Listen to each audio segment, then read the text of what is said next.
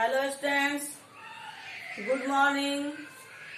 आज class second के बच्चे आप चैप्टर 12 पढ़ने जा रहे हैं। आपका सब्जेक्ट हिंदी है और पेज नंबर है 61 to 62। ये 12 चैप्टर के शीर्षक का नाम है व्यापारी और गधा। व्यापारी और गधा की कहानी है जो हम लोग 12 चैप्टर में पढ़ेंगे। सबसे पहले यहाँ शब्द और अर्थ को आप लोग देखिए। व्यापारी मीन्स होता है व्यापार करने वाला, जो किसी भी चीज का व्यापार करता है उसे हम लोग व्यापारी बोलते हैं। स्थान मीन्स होता है जगह, मार्ग मीन्स होता है रास्ता और नुकसान मीन्स होता है हानि। एक शब्द का अर्थ हुआ। अब हम लोग कहानी को पढ़ें और उसके बाद मैं इस कहानी को आप लोगों को समझाऊंगी। सबसे पहले मैं रीडिंग देने जा रही हूँ, आप लोग ध्यान से सुने। व्यापारी और गधा। एक गांव में एक व्यापारी था।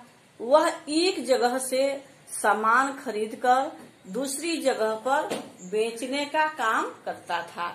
इस काम के लिए उसने एक गधा पाल रखा था।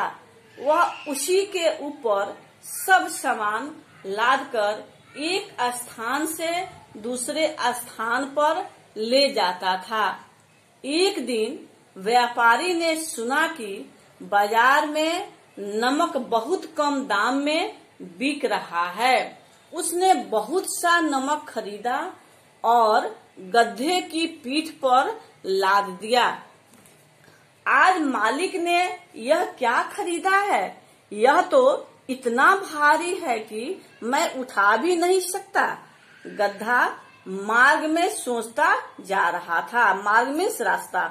गधा पैर घसीटता हुआ धीरे धीरे मालिक के साथ आगे बढ़ने लगा। गांव के मार्ग में एक नदी पड़ती थी। वे उसे पार करने लगे कि अचानक गधा फिसलकर पानी में गिर गया। किसी तरह वह उठा। गधे को लगा कि पीठ का बोझ बहुत कम हो गया है। वह बहुत खुश हुआ। वास्तव में पानी में गिरने से में घुल गया था।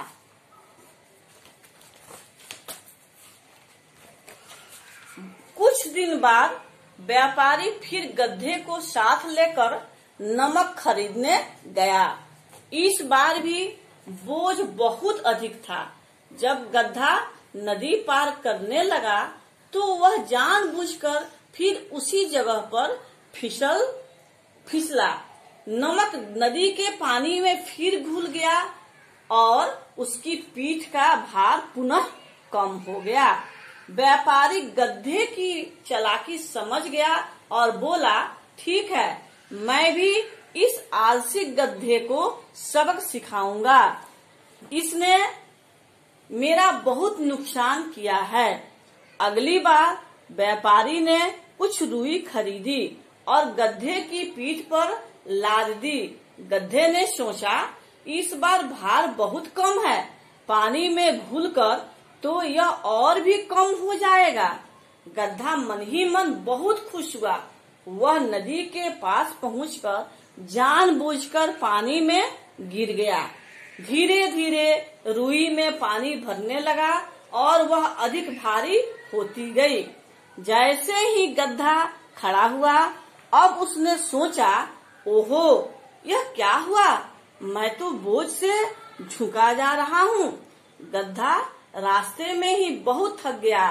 अब उसे अपने किए का फल मिल गया था। किसी तरह धीरे धीरे चलता हुआ वह जैसे तैसे घर पहुँचा।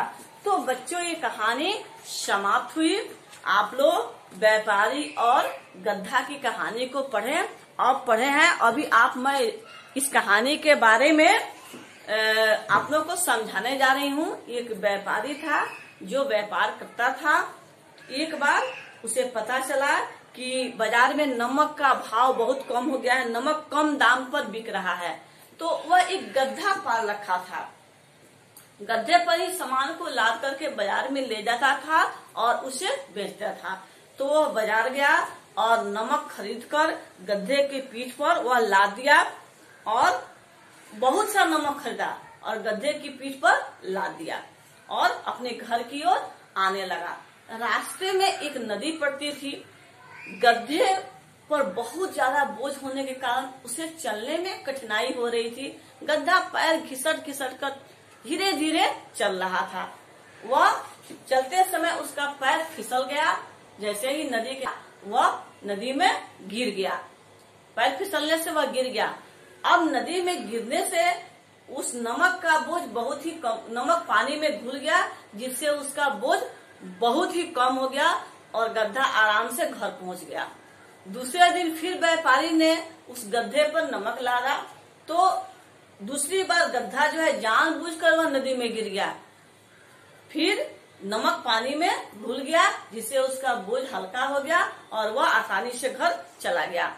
तीसरी बार व्यापारी ने सोचा कि गड्ढे ने मेरा बहुत सारा नुकसान करा दिया, तो उसने नमक की जगह रुई खरीदा और गड्ढे पर लाद दिया। गड्ढा को बोझ हल्का लग रहा था। उसने सोचा कि अगर मैं पानी में गिर जाऊंगा तो मेरा बोझ और हल्का हो जाएगा। तो उसको शैतानी सूझी, वह जानबूझकर नदी में जाकर गिर गया। नदी में गिरने से रुई में पानी भरने लगा, जिससे उसका वजन बढ़ने लगा।